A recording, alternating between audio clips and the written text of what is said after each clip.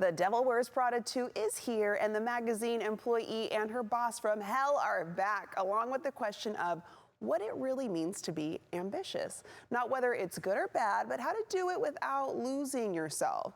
Today, author of The Ambition Trap, How to Stop Chasing and Start Living, as well as leadership coach, we have Amina Altai. She is here to help us rethink the climb. Welcome, Amina. Thank you so much for joining us. Thank you so much for having me. Yes, okay, so the conversation around The Devil Wears Prada used to be about whether too much ambition is good or bad for women. So now it's shifting. What would you say has changed? Well, first of all, I think that ambition is neutral and natural. I define it as a desire for more life, a wish to grow, a wish to unfold. And when you think of it that way, it's inherent in every living thing on the planet. So it shouldn't be right for some of us and wrong for others. But in reality, women do experience an ambition penalty, which is when we're penalized for having ambition. I love that you pointed that out. So you say ambition isn't something women lack, so it's in us already. So why does it so often get twisted into something that leads to burnout and sometimes even self-doubt? Yeah, because I think that there's actually two orientations of it. Though it's neutral and natural and it's a desire for more life, it can either be painful ambition, which is driven by our core wounds, or it can be purposeful ambition, which is connected to our purpose and our truth. And so we want to really get clear if it's driven by those core wounds. And every single one of us has a core wound. And if our ambition is built upon it, it's a bit of a house of cards, and it can lead us to that space of burnout.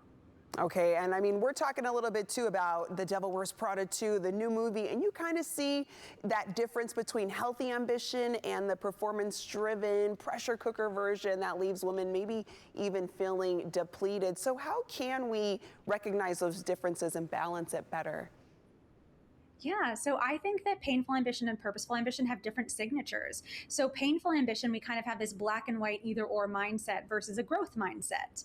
We often are driven by winning no matter the cost. And there's nothing wrong with winning. We all love to win, but it's the no matter the cost piece that gets tricky, right?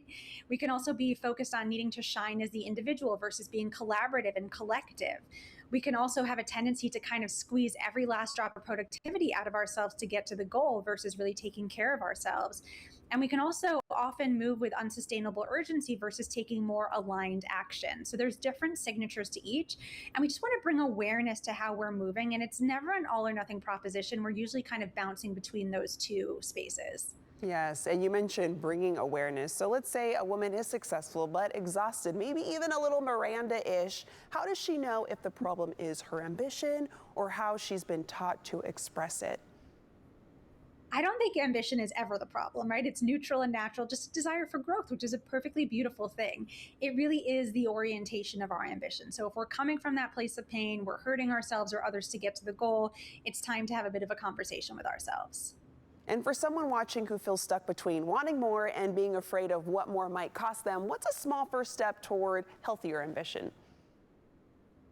I think really getting clear on the core wounds that are driving our ambition. So I mentioned painful ambition is driven by the core wounds: rejection, abandonment, humiliation, betrayal, and injustice. And for each of those wounds, we wear a corresponding mask. So for example, if you have a betrayal wound, the mask you'll wear is control, where you try to control everything, right? But again, when our ambition is built upon that, it's a house of cards. So just awareness about which of our wounds is driving our chase for success. And moment to moment, can we choose something different?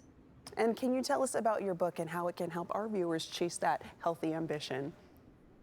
Thank you so much. The Ambition Trap, How to Stop Chasing and Start Living, is available everywhere you buy books.